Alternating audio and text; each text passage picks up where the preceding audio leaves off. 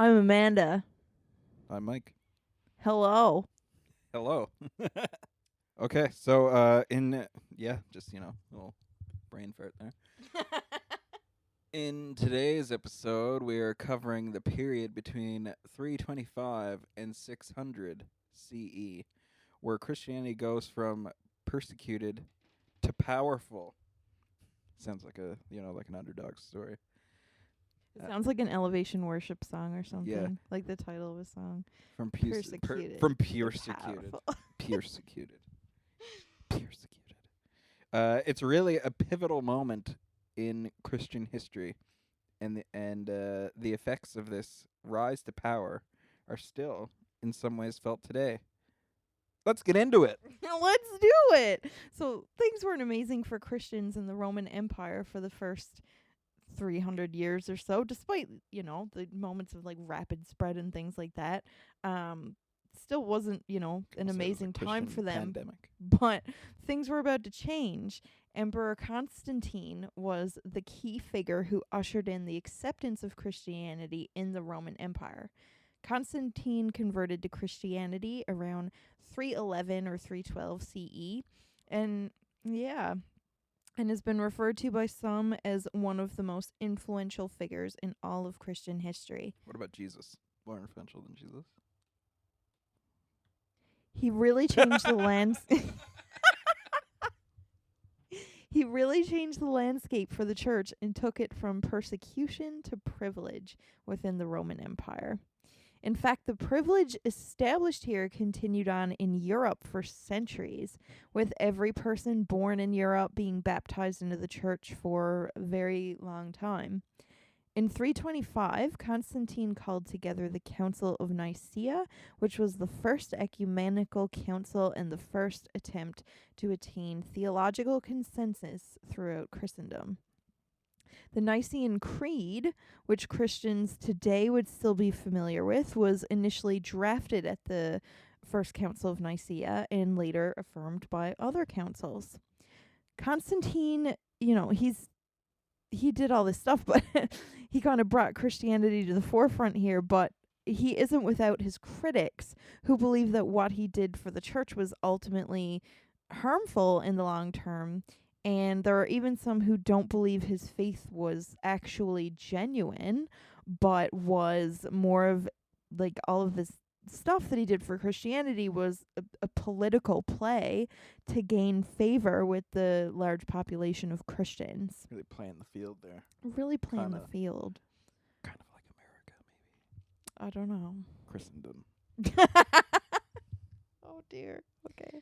But some say he may have saved Christianity from potential obscurity or even borderline extinction, which is a bit of a hot take. I don't know. How do you feel about that? Like, knowing what you know about Constantine, like, do you think... Could you repeat the question? I zoned out for a second there. Oh, that's fine. Don't we all? Some say that he may have saved Christianity from potential obscurity or borderline extinction.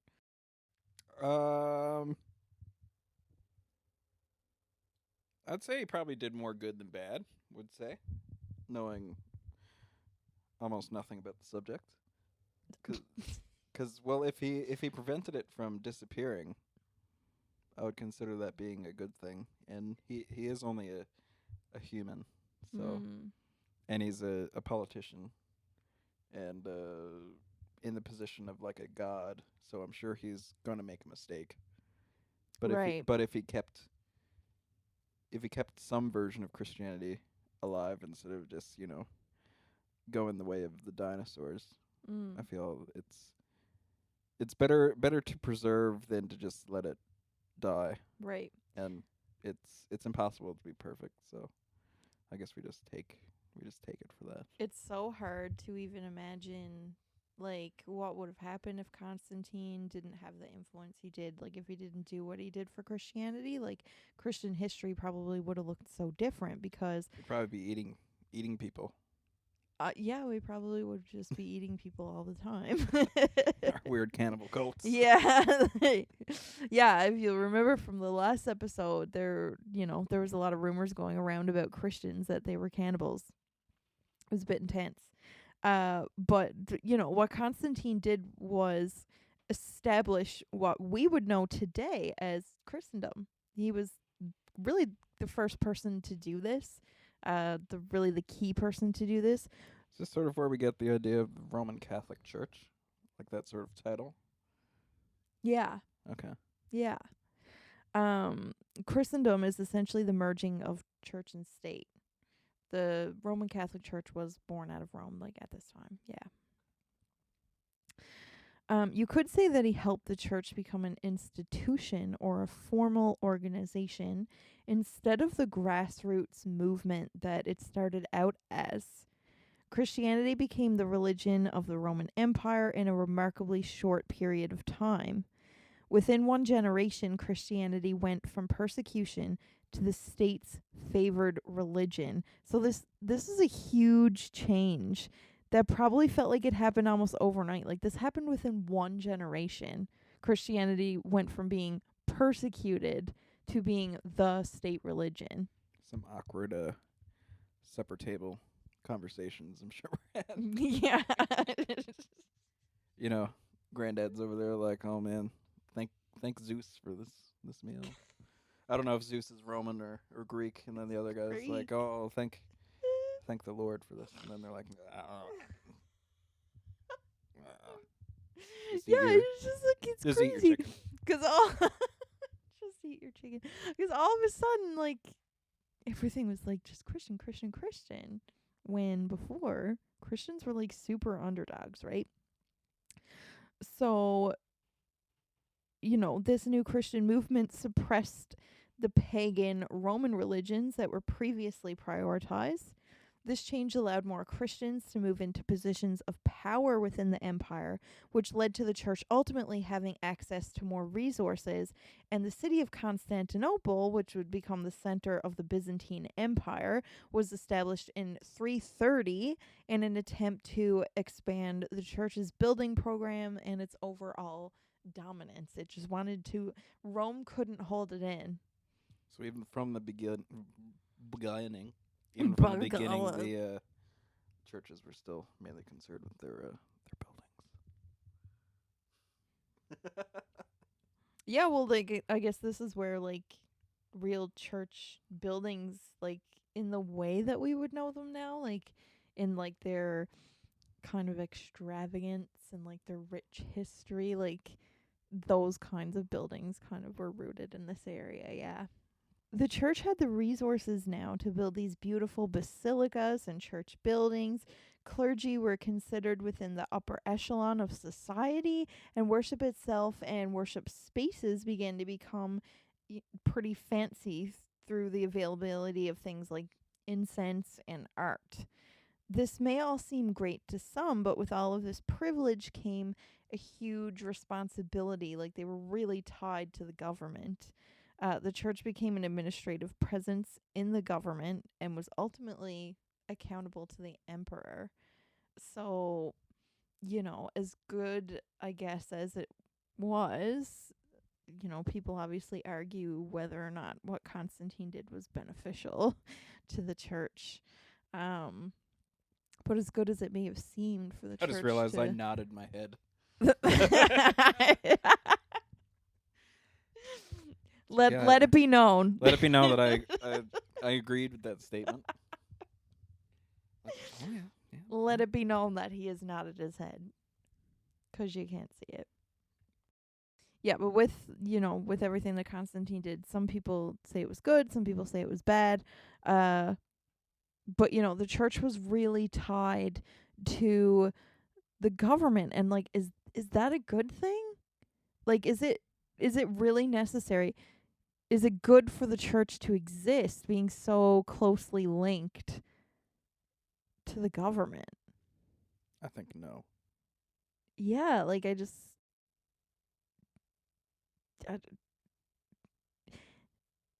think it was just kind of like what he created is just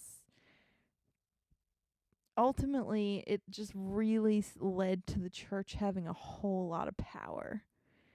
Arguably way too much power. um in the realm of politics. And like it's really debatable on whether church and politics really belong together. I would have to agree that they don't belong together. So why do you think that they don't? Because I know there's definitely a lot of people out there that would love to see Christendom thriving again today. Yeah. I just feel like it's more of a power play with on the side of the government, because maybe they just don't care, but they know if they say this thing and not mean it, then they'll get a bunch of people on their side and agree with them. And then in reverse, the people will think that, the government is for them, even though if they might not be. And plus, we're meant to be like different than society. Not like in opposition of society, but we're not meant to be as Christians like in that sort of power realm. We're supposed to, like, our power isn't within government, it's within Jesus, Yeah, so like I think about, like, would Jesus be an advocate? Like, I don't think Jesus would, like, run for mayor or something like that, but I feel like Jesus for mayor? I'd vote for him. 2022. Yeah. Like, I feel like we should like, obviously be involved and support politics, but I don't think it should be like our second Bible, or even more important than the Bible, like our constitutions and stuff. I feel like it should remain separate rather than commingling. Right. Yeah. I really just have to wonder if Jesus would have advocated for this kind of thing. And And plus, people are stupid, and once you get too much power, you end up doing something bad. Yeah, like, people are flawed, and they can't always be, you hand certain people power and they can't always be trusted with it, right? So yeah, even if they start out good, like, someone will twist their arm to do something not so good. Yeah. So, like, does the church do well with power? I don't know. That's no. It's something we'll talk about a bit later, like, especially, when we get to the more modern era where, like, nationalism and the church really become tight with one another. Tight. Like, they be rolling. Yeah. Yeah, it's just really interesting to see what was implemented here, like the foundation that was built on which the church would build itself on. It's really interesting to see that kind of play out through what Constantine did and what he established in the Roman Empire with Christianity. Yeah. Despite the ease at the time of being able to truly establish the church as a force to be reckoned with, Rome wasn't going to stay on top forever. And we'll get to that, but first it's important to talk a little bit about another very important figure in Christian history who shifts our focus for a moment to Africa and what was going on in that part of the world. And this figure is Augustine. He was mixed race. He was born in North Africa in 354 to a believing Christian mother and an unbelieving father. He was known in his early life to be, a bit of a sex machine. Sex machine. And the first thing I think of when I wrote that was that James Brown song. No, that's not the one that's like sex bomb, sex bomb. Oh no, I think of the James Brown song, Sex Machine. Oh. Yeah, that's probably a better reference, but it's fine. So Augustine, he liked having sex with women, and even after he converted to Christianity, he still didn't really want to give this lifestyle up right away. His mother prayed fervently for him, which probably helped lead to his salvation. One thing that put him on the map in his day was the theological controversy he got involved in between two groups called the Donatists and the Pelagians, who were two prominent groups in Africa. So for context on that, the Donatists stood for a holy, disciplined church and resisted bishops and other clergymen that they considered unholy. They believed that sacraments were only legitimate when given by a holy clergy, as you can't pass along holiness, which is believed to be transmitted through the sacrament, from unholiness. And this is key here. They accuse the Roman Catholic Church of handing over truth and sacrament to immoral priests or traitors. So they didn't think that a lot of the Roman Catholic clergy were legitimate. Like, they didn't think that they were holy people. Fake clergymen. Just illusions. Yeah, just illusions of clergy. They were so strongly convinced of their beliefs that they evolved into a sometimes violent cult. The Pelagians, after knowing of so many unholy Christians, believed every person had the power to remain holy. People have complete free will, and every person is born with a choice, therefore it's possible not to sin. That's what they would have believed. So this effectively denied the need for the Holy Spirit because, then it's all about human effort. So Augustine railed against Pelagian belief, arguing that all power to do good was through God's grace, and God's grace was received through the sacraments. And my cat's going nuts over there. I don't know if that's picking up, but my cat's making so much noise.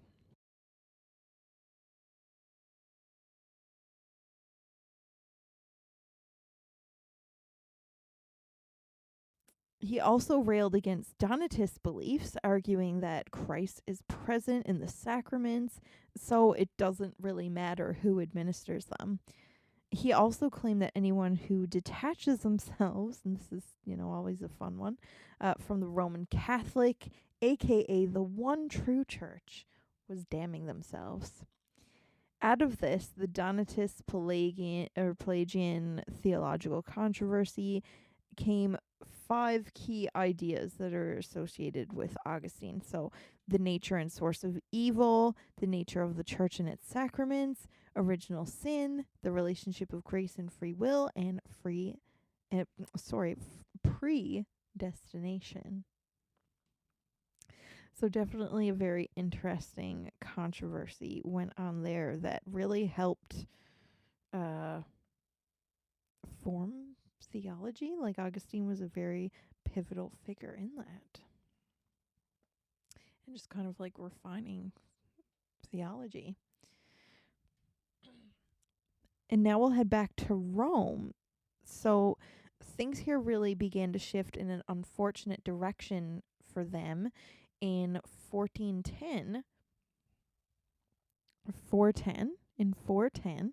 when the Roman walls were stormed by Alaric, king of a group called the Visigoths.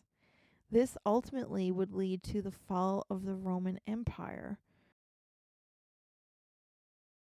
Although Alaric eventually left after leaving a physical mark, the real blow here was psychological.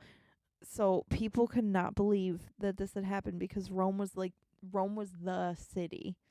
Everyone had assumed that Rome was completely untouchable. People thought God himself would protect Rome. Yet here it was, captured by an enemy for the first time in about 800 years. Jerome, a leading biblical scholar in his day, and the guy that would write the Latin translation of the Bible, known as the Vulgate, which the Catholic Church used for hundreds and hundreds and hundreds of years. Jerome even said the city which has taken the whole world is itself taken. Meanwhile, in Africa, Augustine was hearing about this and was prompted to help. He took in Roman refugees and also wrote his famous work in response to the chaos, The City of God. In this book, he claims there are 2 cities at play, the heavenly city of God and the earthly city of humanity. You have that book? I do. Yeah, I did a course on that book. Thick.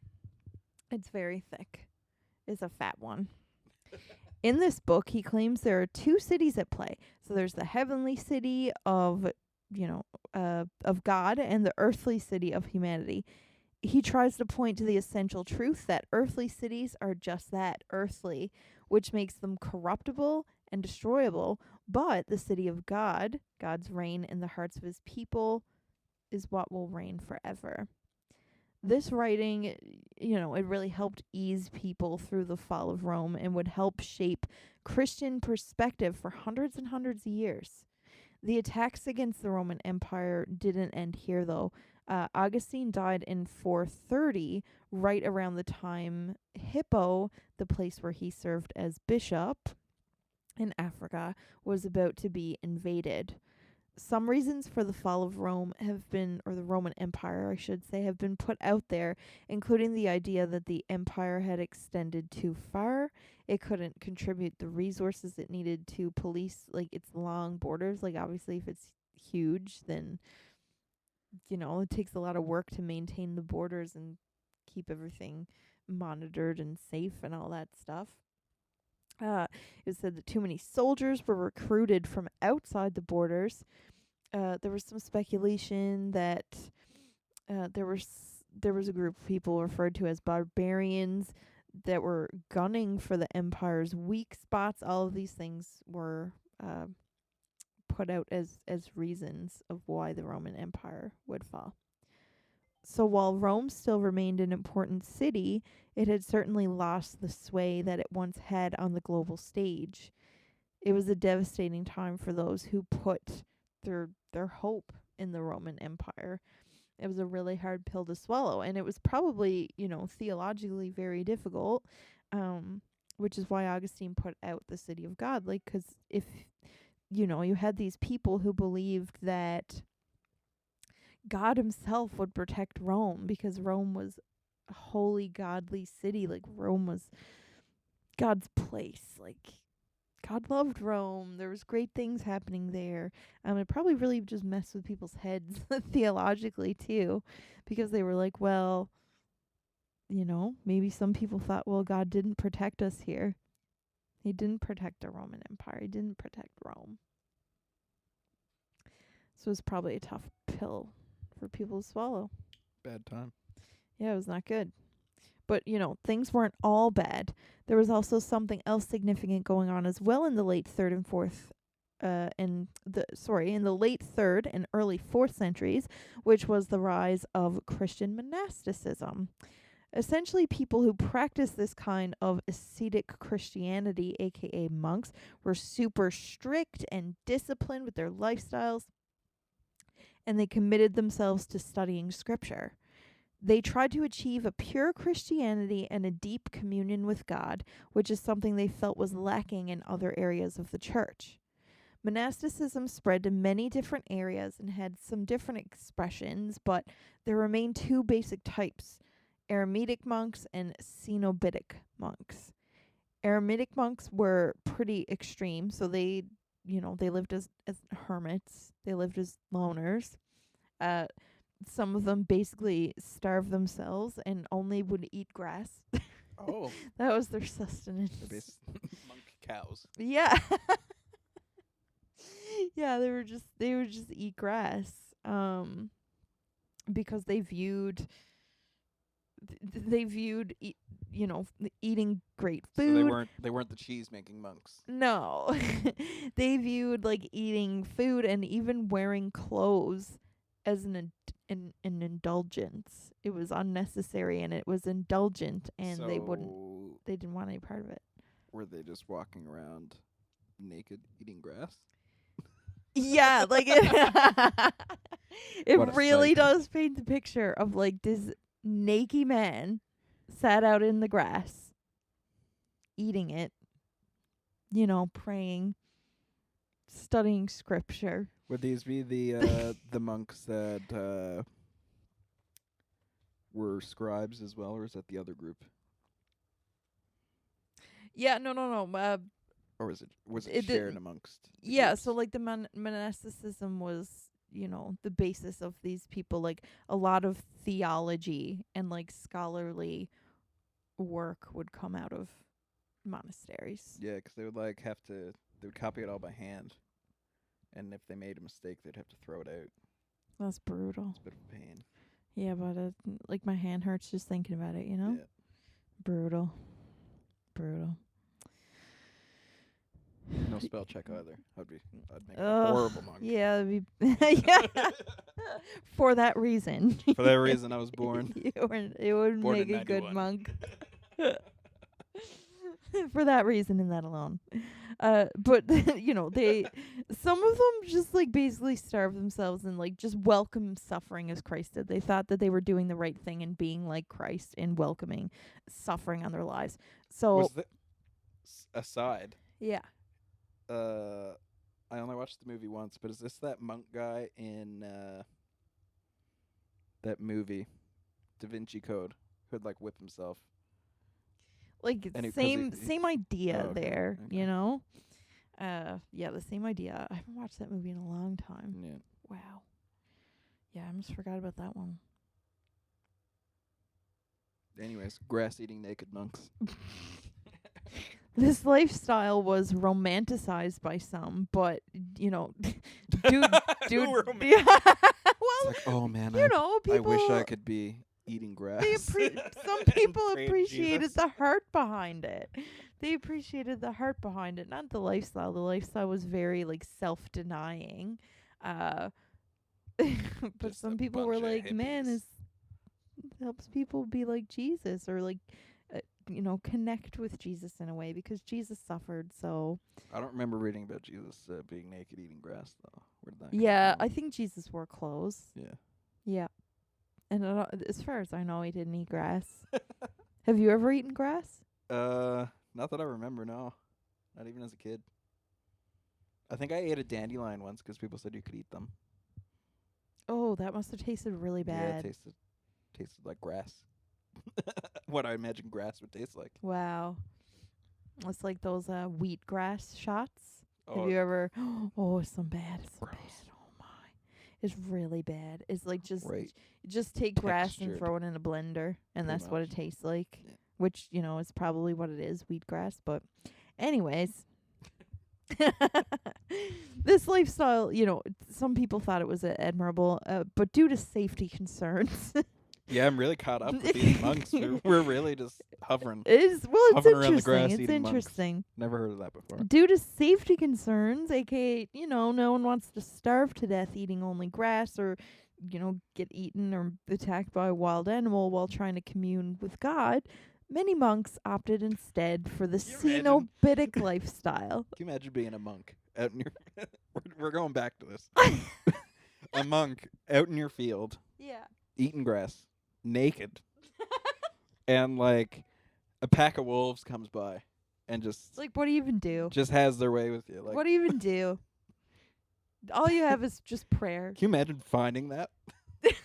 The aftermath? Trying to piece together what happened? Do the autopsy. It's like, all that was in his stomach was grass, and he never had clothes. Who is this man?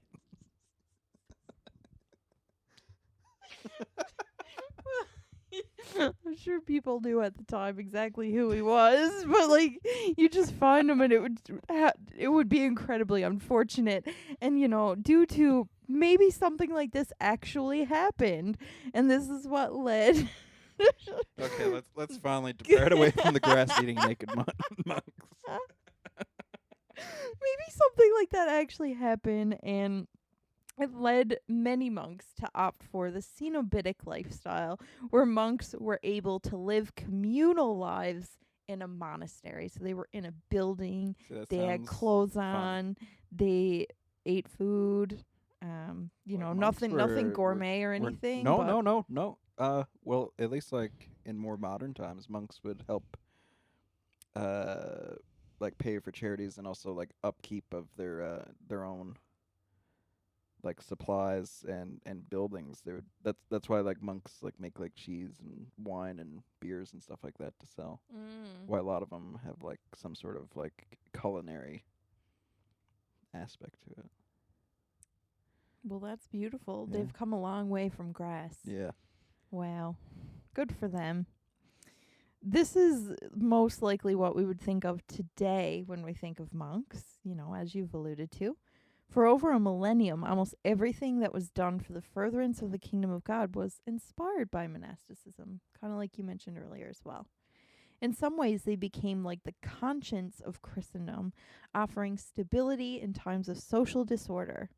Monks were often called athletes of God because of their commitment to studying scripture. Athletic reading. Let's see it. So, apart from the naked grass that We're going back there. we really enjoyed, do you think the monastic life was valuable for the church? And do you think it's still valuable for the church today? And why or why not? I definitely think that maybe it was more important for like back in the day because these I would assume men, like, no, were there nuns back then, do you think? Like, was there like gender separation, or was it just it was probably just men because it was back in the day. And In the monasteries, like later women would eventually be in the monasteries, but like at this exact point in time, I'm not sure. yeah, because If it was just there'd be men. like the more higher educated people who could read and write. So like even just the task of copying and translating old Mm-hmm. books and papers and keeping that tradition going down would give us what we have today, like to be able to translate Yeah. into English. So without that, probably not as much would have, come through. But where they probably have like libraries and bind them up nice so they would last more than like a piece of papyrus. But in like today's world, hot take, but I don't think it's as needed. I feel like seclusion is the opposite of what the world needs right now.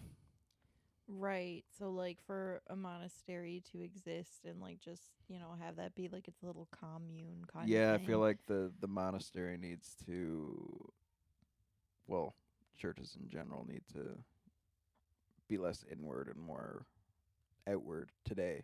But we needed them to be inward back then in order to have the information and sort of practices that we have right today. Yeah. So it kind of flip-flops. Do I think monks are needed now? No.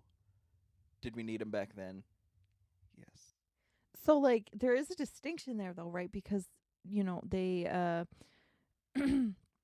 obviously their work, the things that they produced and put into Christianity, like the scribes and things like that, their writings, their studies, obviously that was very, very important. But like, was their lifestyle necessary? Like the strict lifestyle of like, I will wake up at 6 a.m. I will pray. I will then eat breakfast. I will then return to prayer. Maybe it just like attracted people who wanted that sort of structured lifestyle. Because like, neither one of us are like that. But I'm sure there's people still out there now that follow a strict schedule. And I think you could say too that without their strict lifestyle, the works wouldn't have been produced. Yeah, right? 'cause you need discipline to like, hand write a Bible and draw like artwork in it. I'm sure you need to be disciplined to do that. You can't just like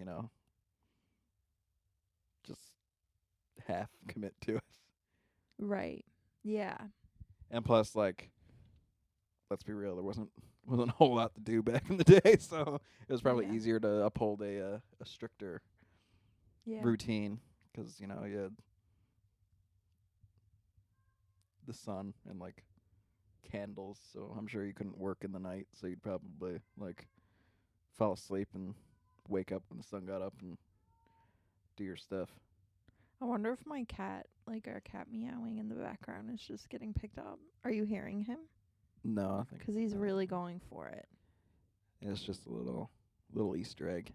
Yeah. Little Easter egg in this episode. I think that monks are honestly a really good example of they did what they thought was best with what they knew and what they had at the time. You know Yeah. what I mean? Which, like, aren't we all still there in that place Yep. of just trying to figure out how best to serve Jesus, like where we are? And I think, yeah, monks were doing that. Just evolves. Yeah, and they obviously offered a lot. Their works came out of it, and I don't know if you would have had what, what they had produced without their super disciplined, rigid approach Yeah. to following Jesus. So, they're cool. And like I'm sure there's people today like who find that sort of lifestyle really attractive and Right. why monks still exist. Yeah. But yeah, I don't think it's as relevant for today's society, but someone wants to do it, they'll keep doing it. Yeah. Yeah, I mean, some people are really into discipline, structure, spiritual disciplines. Spiritual disciplines are important for us all, but throughout I can pick up what you're laying down. Yeah, throughout this period of Christian history, where we see Constantine bringing the acceptance of Christianity, we see figures like Augustine rising up. We see the fall of Rome and like monasticism, like we just talked about. The underdogs are kind of on top now. Christians from the bottom, now we Christians, they were the top dogs. But what does the church do with all this power? Oh, I'm sure they'll find a way to screw it up. They will. Yeah. In our next episode, we're going to be exploring the Middle Ages to begin to historically answer this question of what the church does with all of this power. Beautiful. Bye. Bye.